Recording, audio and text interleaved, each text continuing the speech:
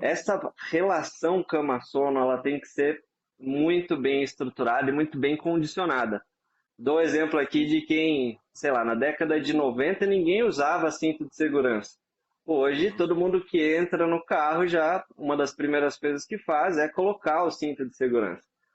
Não é diferente com a cama. Se a gente tem o costume de ter outras atividades na cama, o cérebro não vai associar a cama ao relaxamento, né? Uhum. E é importante que a cama ela deve ser usada só para dormir e para também namorar. Namorar pode, mas outras coisas não, porque senão o cérebro acaba interpretando, né, esse momento, né, ele não condiciona isso a dormir. E aí a pessoa que trabalha, que lê e-mail, que está em rede social, que está exposta à luz azul, vai ter uma dificuldade ali para conciliar, para diminuir essa latência para o início do sono, né? Então, isso pode ser uma causa de insônia, pode gerar aí uma dificuldade no início do sono. Como a gente começou aqui a falar um pouco sobre insônia, eu acho que antes é importante a gente falar sobre os estágios do sono.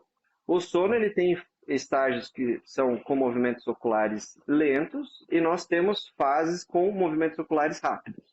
Então, nós dividimos em N1, N2, N3. N3 é o sono profundo. Então, nós fazemos isso progressivamente. Quando chega no N3, faz o sono REM. O sono REM, ele é muito importante porque é onde acontece 98% dos sonhos. É nesse momento onde o cérebro faz ali uma faxina dos neurotransmissores. É nesse momento onde nós sedimentamos memória, então é uma fase muito importante do sono. Indivíduos deprimidos, é muito comum encontrar essa latência para o sono REM, é comum encontrar uma inversão, ter muito sono REM no início da noite, na primeira metade da noite, e não ter tanto sono REM no início da manhã. Naturalmente, nós temos mais sono REM pela manhã, depois das 4 da manhã. Tá? Isso é natural, isso faz parte ali do ritmo circadiano, da estrutura do sono.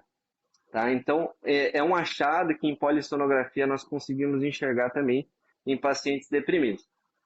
A insônia, ela pode ser, ela tem várias questões aí, como o Yuri disse, níveis, vai?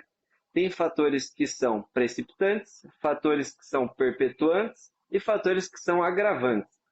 Quem nunca dormiu mal uma noite? Por exemplo, estava com tosse, estava doente ou estava estressado e teve ali uma noite ruim de sono. O que acontece? O que, que é importante? É importante nós termos ali consciência do que a gente faz com o problema. Uhum. Muita gente, para lidar com essa dificuldade de dormir, que muitas vezes é uma insônia aguda, está acontecendo por um evento ali do ambiente que é pontual, muita gente acaba tomando remédio, usando álcool, maconha, entre outras substâncias aí para lidar com essa situação. E isso faz com que a pessoa comece a ter um pensamento distorcido de que se não beber, de que se não fumar, ou tomar alguma medicação não vai conseguir dormir. E isso favorece essa insônia aguda e se transformar em uma insônia crônica. Então tem que ter muita atenção a isso. E fatores que podem agravar a pessoa passa por uma situação de luto, ou um acidente, uma doença grave, e isso acaba impactando ainda mais no quadro de insônia. Tá? Uhum. Então a gente pode separar assim. E quando a gente fala da insônia, geralmente as pessoas elas acordam e ficam se pressionando para dormir depois, né? Com o Aham. tempo ali naquele local, eu preciso dormir, preciso dormir, preciso dormir, preciso dormir. E a gente acaba vendo que as pessoas acabam se perdendo na própria ansiedade e não relaxando novamente para dormir. Quanto tempo a gente pode falar assim que é normal a gente acordar durante a noite, a gente ter esses momentos, porque o sono ele não é extremamente horizontal. Às vezes a gente vai acordar um pouco à noite, vai voltar, vai acordar um pouco à noite, vai voltar, né? E assim por diante, né? Então como é que a gente pode explicar para as pessoas isso? Bom, vamos lá. Então, com relação ao sono, o que a gente espera do sono? Que nós tenhamos ali pelo menos uma eficiência de sono de mais de 80%, 85%. certo? Tá. Nós temos despertares, vários micro despertares durante a noite. O que acontece? Quando esse micro despertar ele dura 13 segundos ou menos, nós não temos memória disso. Então não tem o que a gente chama de amnésia mesógrada. Quando a gente fica mais do que 13 segundos acordado e olha no celular ou tem alguma referência do ambiente de que horas são, no outro dia é comum o paciente relatar que ficou acordado a noite inteira ou que ficou 2 horas acordado, e isso é uma distorção da memória. Tá? Então é importante aí, dica para quem dorme mal, nunca deixe o celular, nunca olhe que horas são, tenta ali voltar a dormir, se for no banheiro, vai no banheiro, volta no escurinho, não estimule o cérebro para não ter esse tipo de alteração de memória relacionada ao sono. A Uhum. fragmentação do sono é um problema comum, né? Tem pessoas que eu falei de um tipo, né, de processo que regula o sono, que é o processo homeostático, que depende de quanto a gente gasta de energia no dia. Outro processo é o sistema de estresse. Quando a gente está Uhum. passando por uma situação que é muito estressante, que gera muito desconforto, é comum que isso impacte no sono. Por quê? Porque esse sistema, ele é um sistema que tem que vir primeiro do que os outros processos cerebrais. É como se é um mecanismo de defesa que nós temos que ter por uma questão de se pegar fogo na casa, ou se algum familiar precisar de alguma coisa emergente, se alguém passar mal. Então a gente tem que ter essa propriedade de conseguir acordar numa situação de emergência. O que Uhum. acontece? Quando durante o dia nós temos algum evento ali que gera muito estresse, é comum que o cérebro fique muito ativo, que o córtex cerebral fique muito ativo durante o sono. E isso vai favorecer os despertares, o sono não vai ser tão profundo. Outra coisa que nós temos que pensar sempre que aparece no consultório, nas consultas, esses pacientes que fragmentam muito o sono, que têm esses despertares frequentes durante a noite, é a síndrome de apneia do sono. A Uhum. síndrome de apneia do sono, ela se caracteriza por períodos onde a pessoa fica sem respirar de fato durante a noite, e isso pode gerar despertares. E o que acontece? Esses despertares, eles ocorrem no sono REM, que é o sono com movimentos oculares rápidos. Nesse momento, o sistema de luta ou fuga, que é o sistema límbico, que libera adrenalina, ele está muito ativo. Então é comum a pessoa acordar com taquicardia, com sudorese, com aquela sensação meio que de que teve um sonho muito intenso. Então isso pode acontecer nesse perfil de pacientes também. Legal. E eu já ouvi também que o ambiente mais frio, o escuro, uma música calma, os cheiros vão impactando também na qualidade do sono. Não só a cama, não só o estresse, mas o ambiente também, né? Sem dúvida, o ambiente, até essa questão da temperatura. Nós, quando Uhum. dormimos, a temperatura do corpo ela vai regulando para ficar um pouco mais baixa do que estava durante o dia. Então é importante que a temperatura esteja confortável, lógico, nem todo mundo vai querer que o quarto fique tão frio. Eu, Sim. particularmente, gosto bastante, Eu mas não todo também, mundo. eu também. Eu odeio dormir no calor. Mas tem que estar bem escuro, o travesseiro tem que ser bom, a cama tem que ser confortável. Antes de ir para a cama, trabalhe a questão do relaxamento. O relaxamento antes de ir para a cama, ele tem que durar de 1 hora a 3 horas, por exemplo. Tem muita gente que só tem o horário da noite para fazer exercício físico.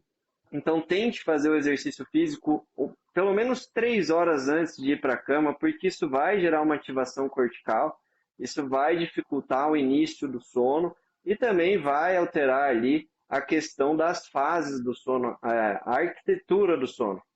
Outra coisa, café. Café tem uma meia-vida de 6 a 8 horas. Né? Muita gente tem o costume de tomar bastante café o dia todo. Eu adoro café. Uhum. Eu Eu também sou viciado em café. Mas eu me condicionei a tomar café só até as 2 da tarde, porque eu sei que isso pode impactar diretamente no sono.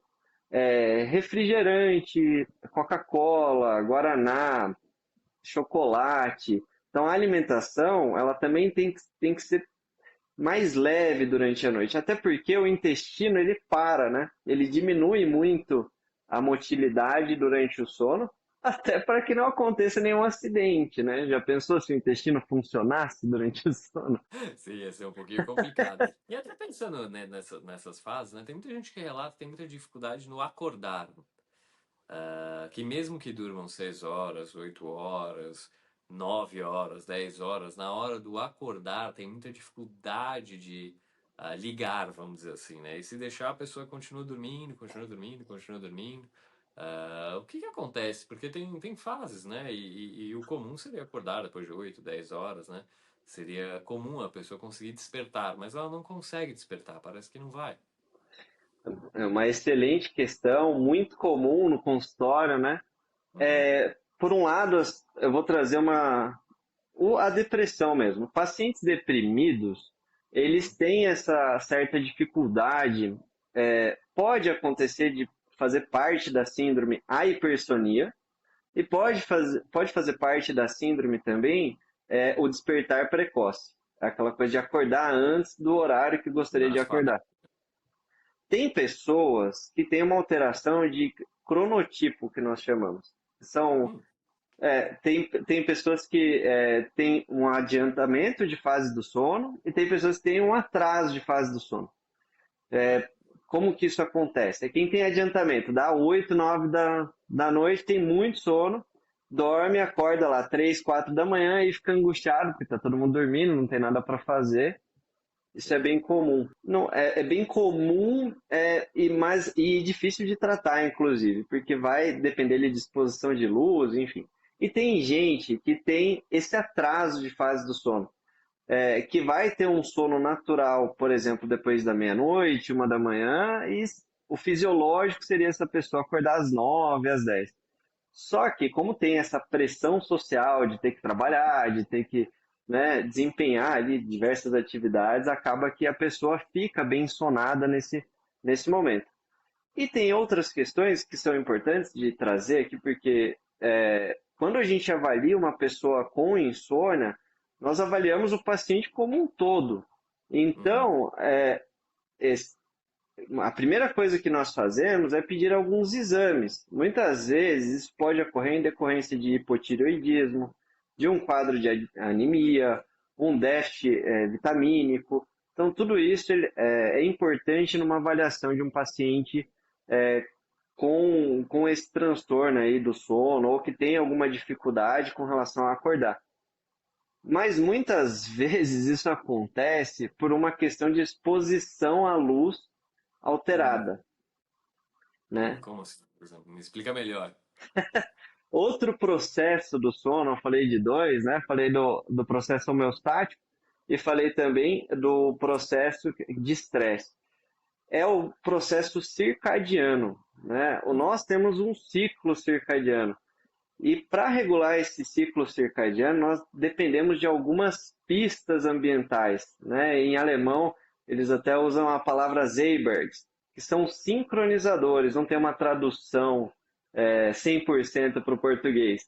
Mas esses sincronizadores, eles são atividade social, exposição à luz natural, alimentação, é, o momento ali onde a pessoa deixa de se expor à luz.